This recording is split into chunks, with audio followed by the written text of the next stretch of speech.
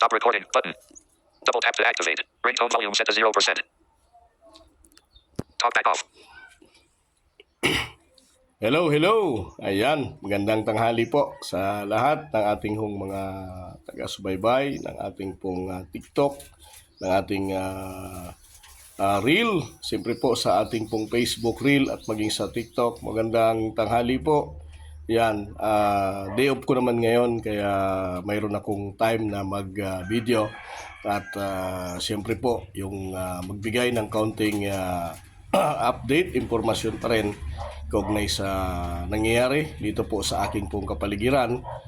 Dito pa rin ngayon sa lalawigan ng Albay. Ayan.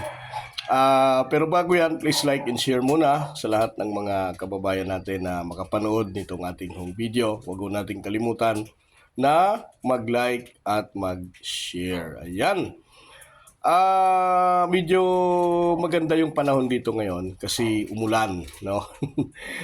Umulan, medyo naagnas yung abo na nakapaligid pa kasi hindi pa tuluyan talaga na nalinis yung lalo na yung mga kalsada. Ngayon, napakagandang bagay kasi umulan, kaya lang medyo maputik naman yan, ano? Abang yung ulan ay sinasabayan pa rin ng panakanakang pag-aalburuto ng Bulkan Mayon. So kanina ay simula kaninang madaling araw o kagabi ay nakaapat na beses po na labas ng pyroclastic material ito pong naturang Bulkan Mayon na siya namang inaantabayanan, no? Nasa alert level 3 pa rin ang naturang bulkan, kaya nakaantabay pa rin dito ang mga lokal na pamahalaan sa posibleng pag-aalburuto pa rin o patuloy na pag-aalburuto ng Bulkan Mayon. Samantala ay unti-unti namang bumabalik sa normal ang mga residente dito matapos na magpakita nga ng matinding pag-aalburuto ang Bulkan Mayon noong naturang Sabado, no? At binalot nga ng makapal na abo ang mga lugar dito sa lalawigan ng Albay, lalong-lalo na po ang Kamalig and Ginubatan area, no?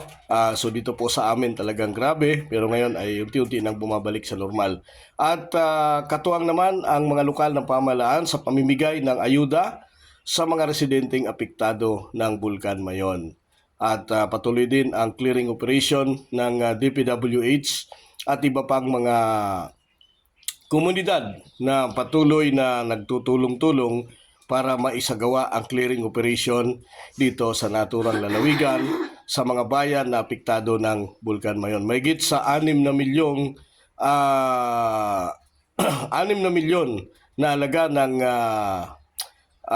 pananim ang apektado sa pag-aalburuto ng Bulkan Mayon. At ngayon ay sinisikap naman ng pamahalaan na matugunan ang problema dito sa lalawigan ng Albay. Samantala, sa lagay po ng panahon, mayroon po tayong low pressure area na uling pong namataan ito sa layong 100 kilometers. Silangan po ito ng Inatoang Surigao. Ito po nagdudulot ng mga pag-ulan dito po sa Visayas at sa Mindanao. At meron din po tayong binabantayang bagyo na posibleng pumasok. Kung ito po ay pumasok sa ating PAR, itatawagin po itong Bagyong Kaloy. Nasa din po na makakapekto ito sa Eastern Visayas, Southern Luzon area na siyang magdudulot ng mga pag-ulan sa darating na linggo.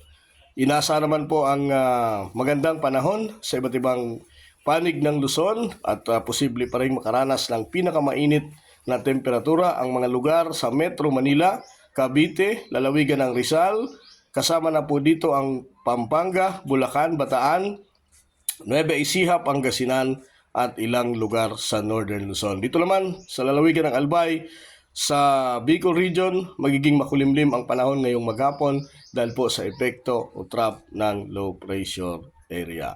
Patuloy po tayo magbibigay ng